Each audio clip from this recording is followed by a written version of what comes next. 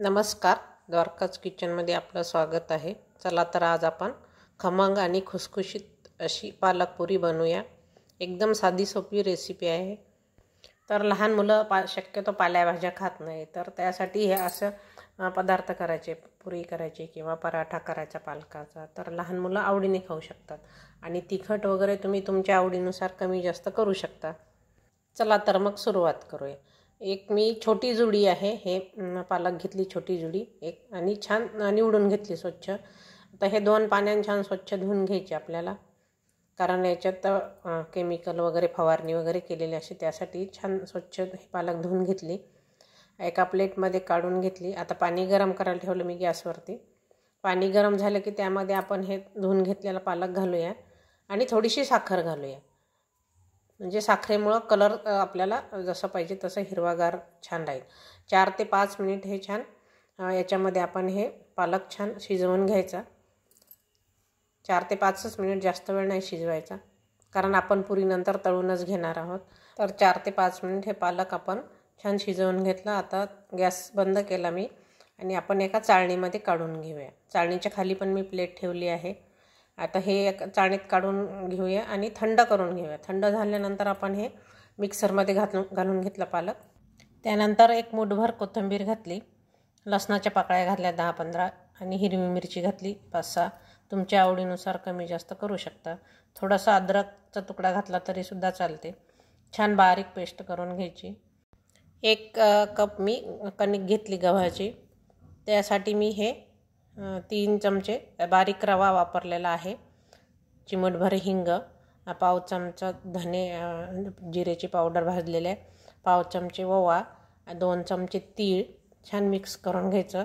थोडासा गोडा मसाला घातला मी 1 चिमूटभर, आणि त्यानंतर याच्यामध्ये हे पेस्ट टाकून घ्यायची. छान मिक्स करून घ्यायचं. नंतर मी 1 चमचाभर तेल घातलं, कच्चंच तेल घातलं 1 चमचाभर, आणि छान मिक्स करून घ्यायचं. आधी छान हाताने चोळून घ्यायचं, छान सगळं एकजीव करून घ्यायचं. त्यानंतर मी मिक्सरचं भांडं विसळून थोडंसं पाणी घातलं. तर आपल्याला जर कणिक कमी पडली तर अजून थोडीशी कणिक वापरू शकतो. थोडंसं मी अजून पाव कप कणिक घेतली. छान घट्ट असा गोळा बनवून घेतला, जसं आपण कणिक भिजवतो त्याप्रमाणे बघू शकता. थोडंसं तेलाचा हात लावून घेतला पूर्ण पिठाला, आणि आता एका बाउलमध्ये आपण हे 10 ते 15 मिनटं झाकून ठेवून देऊ, कारण याच्यामध्ये आपण रवा घातलेला आहे. रवा छान भिजला गेला की मग आपली पुरी छान कुरकुरीत होते आणि जास्त तेलकट पण होत नाही. आता 10 ते 15 मिनटं झाले. छान पीठ मळून घ्यायचं आणि छोटे छोटे गोळे करायचे, जसं आपण पोळी लाटतो त्याप्रमाणे, किंवा तुम्ही छोटे छोटे गोळे करूनसुद्धा पुऱ्या करून घेऊ शकता. तर मी हे मोठी पोळी करून वाटीच्या साहाय्याने करणार आहे. पीठ लावून घ्यायचं, म्हणजे आपलं खाली चिटकणार नाही पुरी. जेव्हा आपण पुरी करू तेव्हा छान मोठी पोळी करून घ्यायची, म्हणजे एकदाच 4-5 पुऱ्या निघतात. तर हे वाटीच्या साहाय्याने मी छान गोल गोल ह्या पुऱ्या करून घेत आहे. तर याचप्रमाणे आपण सगळ्या पुऱ्या करून घेऊया. मस्त हिरवीगार दिसते बघू शकता तुम्ही. आणि हे जे राहिलेलं पीठ आहे, हे आपण जे दुसरं पीठ आहे त्यामध्ये हे पीठ मिक्स करून पुन्हा आपण पोळी लाटून घ्यायची. तर याचप्रमाणे आपण आता सगळ्या पुऱ्या करून घेऊया. बघू शकता तुम्ही, खूप जाडही नाही आणि खूप पातळ नाही, जसं आपण पोळी लाटतो त्याचप्रमाणे आपल्याला ही पोळी लाटायची आहे. तर आपण हे सगळ्या पुऱ्या तयार करून घेतल्या. तेलही गरम करायला ठेवलं वरती. तेल छान गरम झालं, मीडियम गॅस ठेवायचा, आणि 2-2, 3-3 पुरी सोडून हे छान खालीवर करून मस्त खमंग अशी तळून घ्यायची. बघू शकता कलरही छान आला, आणि दोन्ही साईडनं खालीवर करत व्यवस्थित आपली ही पुरी तळून घ्यायची.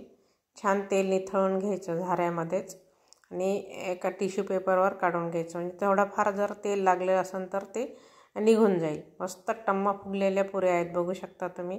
तुम्हाला मी अजून थोड्या तळून दाखवते.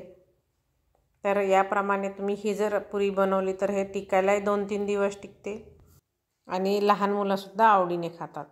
लहान मुलांसाठी जर बनवत असाल तर थोडं तिखट कमी घालायचं, म्हणजे लहान मुलं आवडीने खातात.